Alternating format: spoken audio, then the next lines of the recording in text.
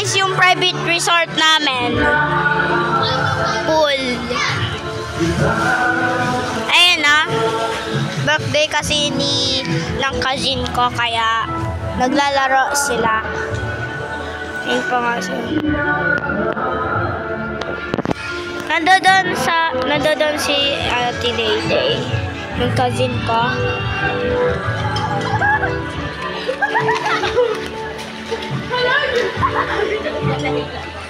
So guys, may naliligo guys dyan. So, mamaya, uwi kami.